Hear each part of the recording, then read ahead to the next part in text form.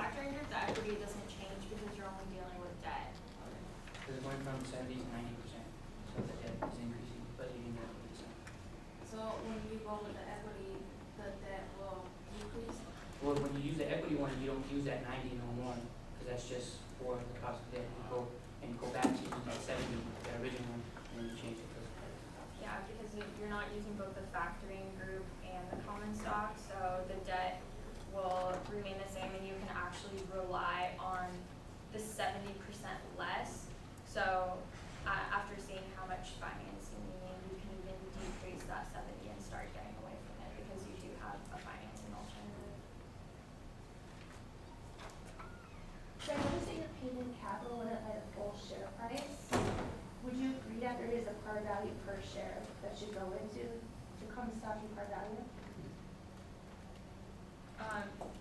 Are you talking about it going up by like $25? No, $23. But there is for every share of par value.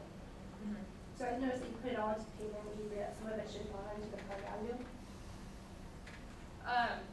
We did do a little research on how to add that in and where, and from what we found, it should have gone into paid-in capital because there was already some existing shares that only belong to the owners of the company, so it should go in the paid-in capital in excess of par.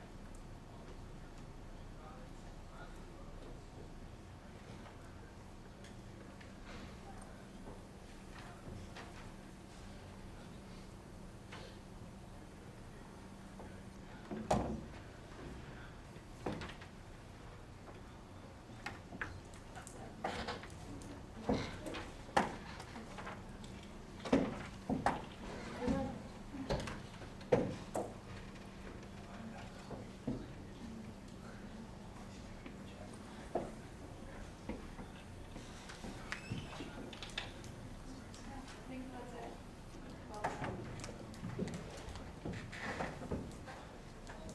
Let's open everybody else.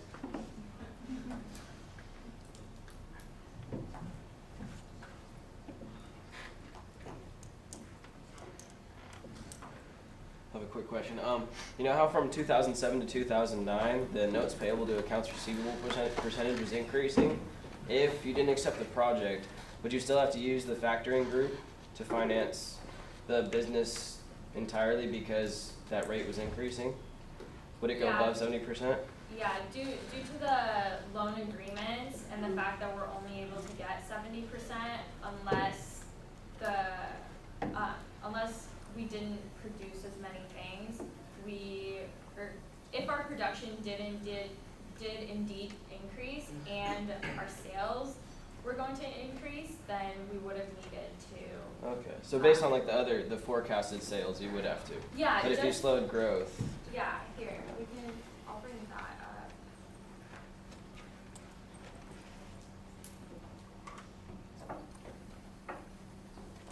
Yeah, if you look at it right here, this is just the forecasted information without the new product line, without any factoring.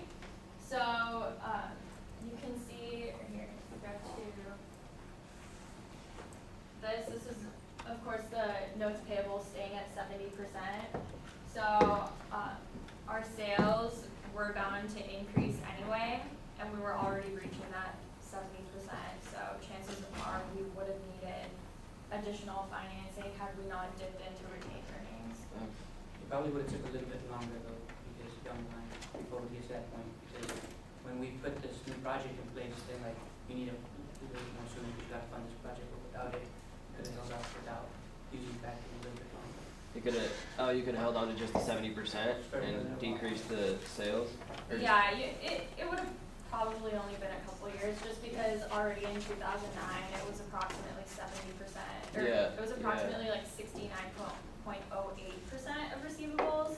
Okay, yeah, so based on that, and it takes a huge jump in 2010, so that would, obviously the rate would have to increase quite a bit, Yeah, I would think. yeah. I mean, well, just here it's only a $3,000 increase, but if you see in 2011, just based off of the sales that were given within the case of the forecast, it would have to jump 6,000% just solely based on the fact that sales jumped.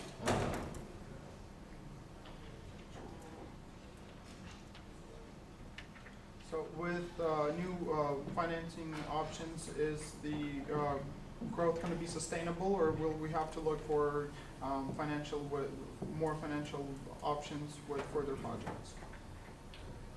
Just for this product line, well, in terms of sustainable growth, if you're just looking at the products, of course, we talked about the product life cycle, which it dips pretty quick. So the financing would be sustainable for that. But in the future, if you're trying to add more, then, add more product lines and have each product cycle kind of overlap, then I think that you would need to come out with